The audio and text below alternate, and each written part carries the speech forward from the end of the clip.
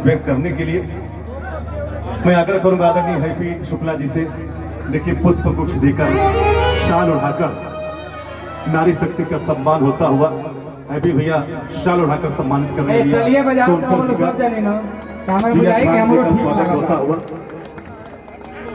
काफी देर से लोग ताली बजा होता है, थैंक यू सो मच। एक बार जोरदार ताली बजा दी, जोरदार ताली बजा दी। देखिए हमारे बीच में जिया खान जी हैं और रिया सोनकर जी हैं। मैं अक्सर मंचों से कहता हूँ यूं तो चाँद के लाखों टुकड़े हैं जमीन पर, मगर चाँद भी आपका टुकड़ा है। जिया खान जी, यूं तो चाँद के लाखों टुकड़े हैं जमीन पर, मगर चाँद भी आपका टुकड़ा है। अब हैरत में है चाँद भी कि क्या दिलकश आपका मुखड़ा है। जिया खान जी के लिए एक बार ताली बजा दीजिए। और हमारे बीच में रिया सोनकर जी, रिया जी आपके लिए मैं क्या कहूँ दीपक भैया कि रूप का दरस आज आपने इस कदर पाया है, रूप का दरस आज आपने